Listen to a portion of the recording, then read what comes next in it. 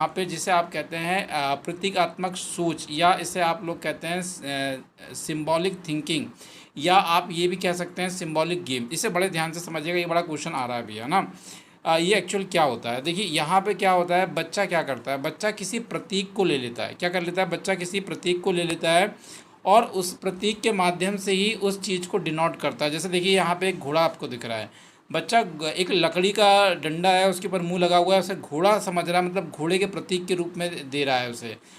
तो उसका प्रतीक लेके वो उसके बारे में सोच रहा है कि यार मैं घोड़े के साथ खेल रहा हूँ। ये होता है आपका प्रतीकात्मक सोच। जैसे बच्चों को देखा होगा ना, यहाँ पे कोई भी डिब्बे डिब्बे ले लेते हैं, उसको बोलते हैं यार खाना बन रहा है, खाना तो उसमें होता ही नहीं है। तो ये भी आपका एक प्रतीकात्मक गेम होते हैं, या सिंबॉलिक गेम होते हैं कह सकते हैं यहाँ पे, या सिंबॉलिक थिंकिंग होती है। जैसे कि आपने देखा कि बच्चे, आग लगी हुई है, बच्चा फायर ब्रिगेड बन के आग को बुझा रहा है चारों तरफ, है ना। तो ये भी क्या होते हैं, आपके सिंबॉलिक गेम्स होते हैं। तो ये ध्यान रखेंगे, इसमें काफ़ी महत्वपूर्ण है। और मेरे हिसाब से समझ में आ गया था कि प्रतीकात्मक सोच क्या है, ये काल्पनिक है ना। ये कैसे है, काल्पनिक है। बच्चा कल्पना कर रहा है कि भैया यहाँ पे झाड़ू को उन्होंने हेलीकॉप्टर बनाया, झाड़ू में बैठ के उड़ रहा है, जैसे हैरी पॉटर उड़ता था ना। तो ये प्रतीकात्मक है, काल्पनिक है। कुछ बच्चे सब्जी वाले बने हुए हैं, कंकड़ पत्थर रख लिए हैं और कंकड़ पत्थर को सिंबल बनाकर, सब्जी का सिंबल बनाकर वो सब्जी वाले बनकर खेल रहे हैं। तो समझ में आया ना, ये प्रतीकात्मक सोच या प्रतीकात्मक खेल क्या होगा, काल्पनिक है।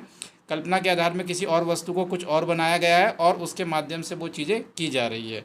तो बात समझ में आ गई मेरे हिसाब से। दूसरा चलते हैं, आइए देखिए दूसरा बड़ा इंपॉर्टेंट है, जीववादी सोच। ये बड़ा ही आता है। सबसे पहले तो यही आपको क्लियर कट होना चाहिए कि जीववादी जो सोच होती है उसका जो एज बताया जा रहा है वो 2 से 7 वर्ष का है, प्री ऑपरेशनल स्टेज का। इसमें क्या होता है, बच्चा निर्जीव वस्तु को सजीव समझने लग जाता है।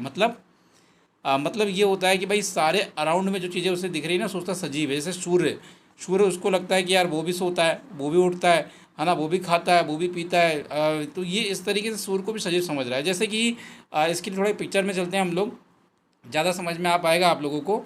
देखिए यहाँ पे अगर आप देखेंगे, जैसे एक बच्चा दिख रहा है आपको, और ये क्या कर रहा है, पौधे के साथ कुछ बातचीत कर रहा है, पौधे को पानी डालता हुआ दिख रहा है पिक्चर्स नंबर 1 में। तो यहाँ देखिए एक्चुअल क्या हो रहा है, ये बच्चा ये इस पौधे को भी सजीव समझ रहा है। वैसे पौधे तो सजीव होते हैं, पर ये अपने जैसा समझ रहा है कि भाई ये भी चलता है, दौड़ता है, भूख लगती खाना खाता है, वगैरह वगैरह इसके साथ सोच रहा है। चलो इसका तो ठीक है, पेड़ का। पर यहाँ देखिए, यहाँ पे बच्चा क्या कर रहा है, सोच रहा है चेयर है। अब बोल रहा है चेयर को भी भूख लगती है, चेयर में भी जीव होती है, चेयर को मारोगे तो लगेगी उसे, है ना। ये गुड़िया को खाना खिला रहा है क्योंकि इसको भी भूख लगती है। गुड़िया को मारोगे तो सोचेगा दर्द होगा। तो ये क्या कर रहा है, निर्जीव वस्तु को सजीव समझ रहा है। जैसे कार है, आप यहाँ देखेंगे कार दिख रही है, कार यहाँ पे चल रही है, तो उसको ऐसा लगता है कि यार ये भी सजीव है। तो मतलब यहाँ बच्चा एक्चुअली क्या कर रहा है, निर्जीव वस्तु को सजीव समझ रहा है, नॉन लिविंग थिंग्स को लिविंग समझ रहा है।